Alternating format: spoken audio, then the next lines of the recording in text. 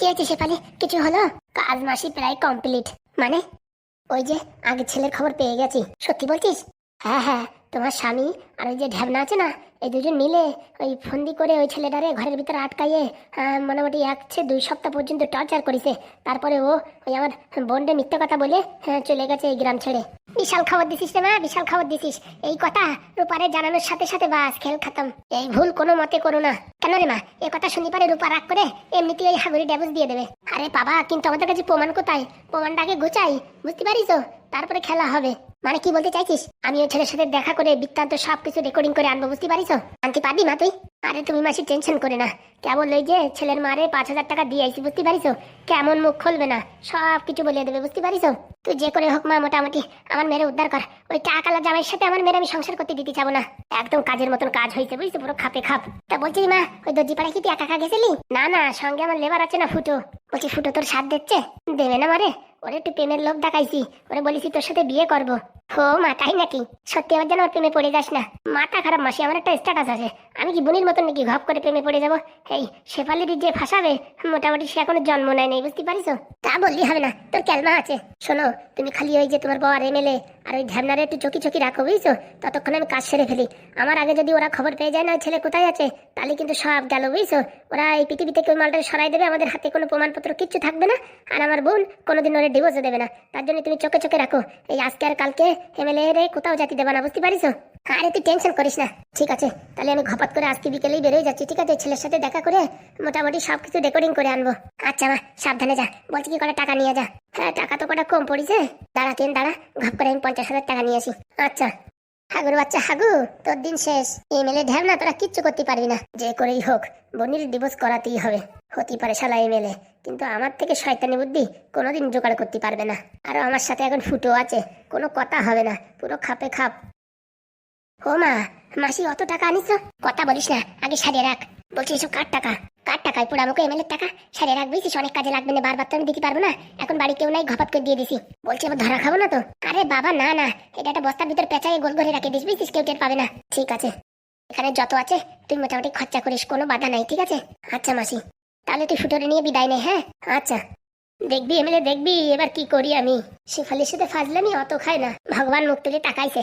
না হলে বাবা এইরকম অবস্থায় ডিভোর্স করানো খুবই মুশকিল। এইবারে আমার মেয়ের ডিভোর্স হবেই হবে, কেউ ঠেকাতে পারবে না। বাপের বাড়ির কাছে একটা ছেলে রেলের চাকরি করে, তার সাথে বিয়ে দেবো। ছেলে কালো হোক তাও চলবে, কিন্তু টাক মাতার সাথে আমি মোটামুটি মেনে নেব। দেখো তোমাদের বাড়ি আমি থাকতে পারছি না। ঠিক ঠিক ঠিক, কেন কি হয়েছে? এরকম মোটামুটি ঢ্যাবঢেবে চাল খাওয়া যায়? সকালে বিকেলে ওই রান্না হচ্ছে। ও মা, হ্যাঁ কি বলো? আমি তো সরু চাল কিনে দিয়ে গেলাম। অত শত জানি না, আমি আর থাকতে পারছি না, আমার পেট ফুলে গেছে। হ্যাঁ, রাত্রেবেলা কি করবো, খিদের চোটে কম বেশি করে করা খেয়েছি, সারা রাত ঘুমাতে পারিনি, ডুক ডুক ডুক ডুক করেই যাচ্ছে।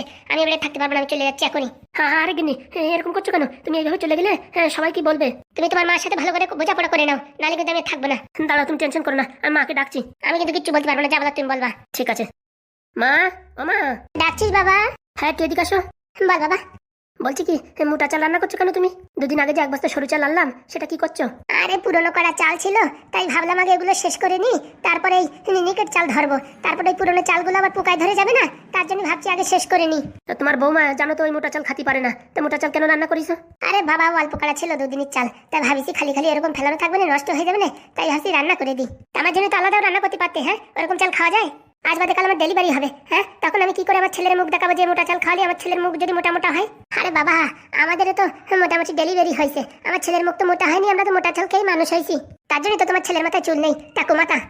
আরে গিনি না না, আমি তো চুল ফেলাতে ফেলাতে আমার মাথায় টাক হয়ে গেছে। হয়েছে হয়েছে, বয়স তো কম হলো না, টাক তো হবেই। বলছি রূপা, তুমি চেতে যাচ্ছ কেন? শোনো, আর একবেলাও যদি মোটা চাল আমি পাই না, আমি বলে দিচ্ছি বাড়ি থাকবো না। আর ভালো মন্দ বাজার করো, ডেলি শাপলা, কোথাকার বেগুন, কোথাকার কলা, হ্যাঁ কোথাকার উস্তো, এসব মানুষই খায়।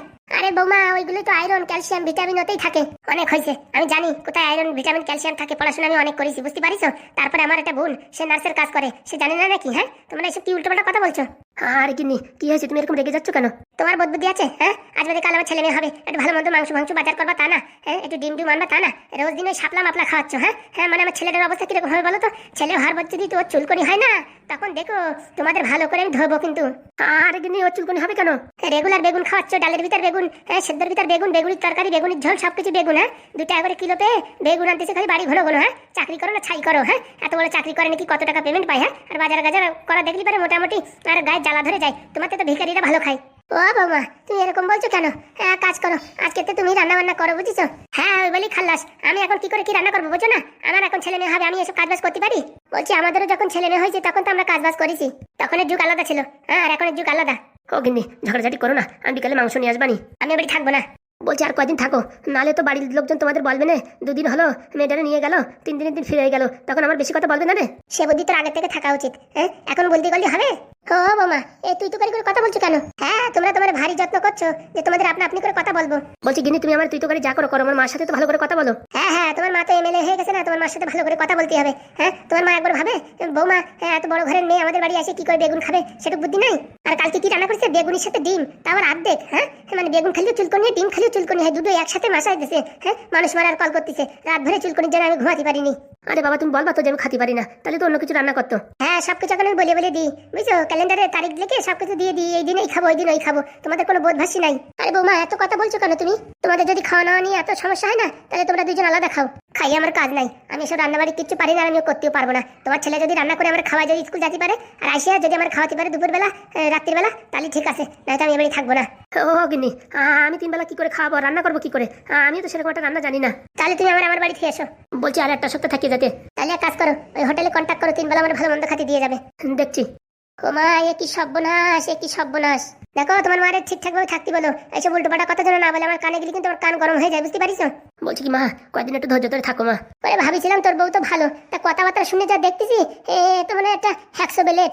কি বললে তুমি আমারে? কেন শোনোনি কি বলিছি? দেখ রে হাগু, তোর সংসার আমি করবো না বলে দিচ্ছি। তোর মা আমারে হ্যাকসো বেলেট বলিছে।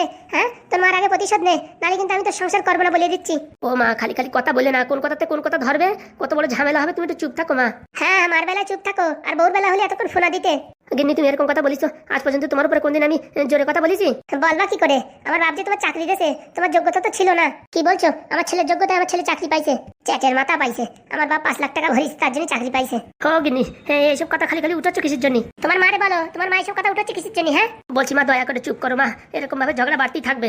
তোরা বাবু যা পারিস করে বেড়া, আমি রান্না করতে পারবো না, আমার রান্না পছন্দ হয় না, খাতিও পারে না। ও মা, আমি এসবের ভিতরে নাই, তোরা রান্না করে খা। হ্যাঁ, এখন ওই টিভি রোগ ঠিক হয়ে গেছে তো, এখন পুম পাম করে উঠছে। 2 দিন আগে তো পুরো হেলাসাপের মতন শুয়েছিল, এখন একটু ভালো হয়েছে। আমাদের বাড়ির লোকজন ডাক্তার দেখাচ্ছে টাকা পয়সা দিয়ে, এখন একটু ভালো হয়েছে, এখন আমার পরে ছবল মারছে। বলছি গিন্নি, এসব কথা কেউ বলে? বয়সে তোমার থেকে বড় না। একদম গিন্নি বলবা না, আমার বুঝতে পারিস? তোমার মা আগে আমার হ্যাকসো বেলেট বলেছি কেন, এই কথার আগে জবাব দাও। বিকালে মিটিং ডাকো, আমার বাবারে মারে ডাকবো, আমার হ্যাকসো বেলেট কেন বললো? আরে বাবা, ওটা ভালোবেসে বলিছে। আরে গিন্নি, খালি খালি একটুখানি ঝামেলা, অত দূর নিও না। দাঁড়াও, এক্ষুনি আমার বাবারে ফোন করবো। আমার হ্যাকসো বেলেট বলিছে। লিলি। হ্যাঁ মা, বল। বলছি কি মা, বাবা কোথায়? তোর বাবা তো বাইরে গেছে, কি হয়েছে আমার বল। এই গিন্নি, কান্না করি না গিন্নি। কি হয়েছে মা? তুই কান্না করছিস কেন? হ্যাঁ, তোর কি হয়েছে? মা, আমার শাশুড়ি আমার হ্যাকসো বেলেট বলিছে। দাঁড়া, তোর বাবারে পাঠাচ্ছি, দাঁড়া। আজকে হয়েছে, আমার মেয়ের হ্যাকসো বেলেট বলা এত বড় সাহস দেখাচ্ছি। গিন্নি, এসব কথা বলো না, অনেক বড় ঝামেলা হবে। ঠিক আছে মা, তুই রাখ ফোন, আমি তোর বাবারে পাঠাচ্ছি।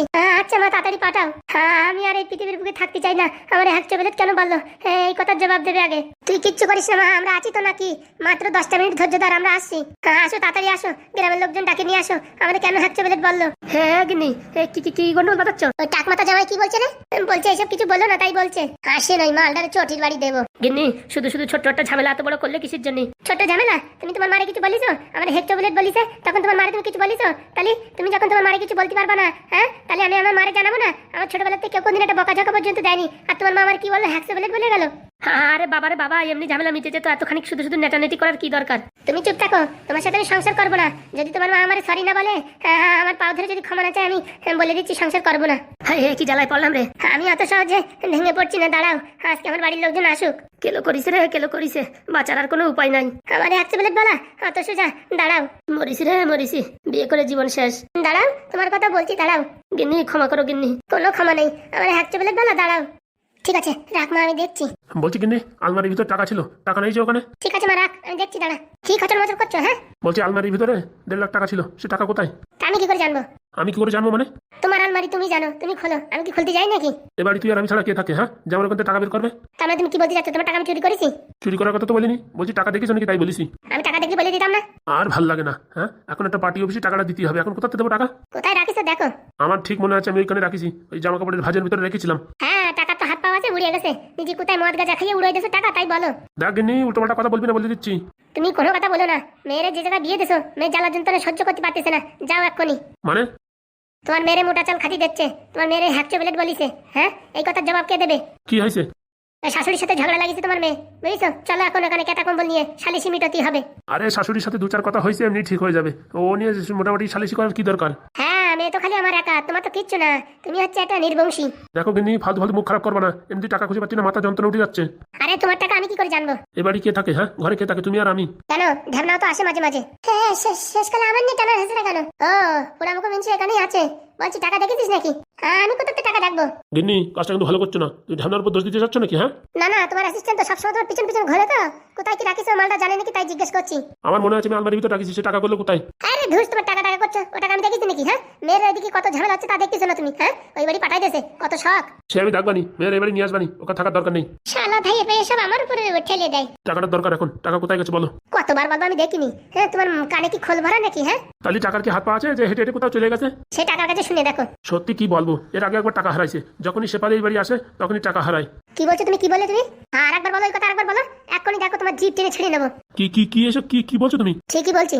নিজে এখান থেকে ওখান থেকে কি করে বেড়াবে, কোথায় শয়তানি বজ্জাতি করে বেড়াবে, কোথায় টাকা পয়সা খরচা করেছে মদ গেজা খেয়ে। হ্যাঁ, তার কোনো ঠিক নেই। আর আমার বাড়ি এসে আমার উপর বলছে, আর ওদিকে মেয়ের উপর যে মানে এত বড় একটা মানে অত্যাচার হচ্ছে, তুমি সেটা তুমি দেখতে পাচ্ছ না? হ্যাঁ, আমি এখন পার্টি অফিস যাবো, পার্টি অফিসে আসার পর দেখছি। কোনো পার্টি অফিস কিচ্ছু না, আগে মেয়ের কাছে যাও, মেয়েরে নিয়ে আসো। হ্যাঁ, মেয়েরে উল্টোপাল্টা কথা বলছে আর আমিও যাবো সঙ্গে। হ্যাঁ, তোমার বিয়ান আমার মেয়েরে কি বলেছে? হ্যাকচো প্লেট বলিছে। ও দেখাচ্ছি হ্যাকচো প্লেট। এখন তো হ্যাকচো প্লেট অরিজিনাল দেখেনি, তা কি বুঝবে আমার মেয়েরে হ্যাকচো প্লেট বলা? এই মরিছে রে, খেলা বাদিছে। মেয়েটারে ঘপাত করে বিয়ে দিয়ে দিলে, আগামাথা কিছু দেখলে না, ঘপাত করে বিয়ে দিয়ে দিলে। হ্যাঁ, আমাদের পরিবারের সাথে ওদের পরিবার ম্যাচ করে?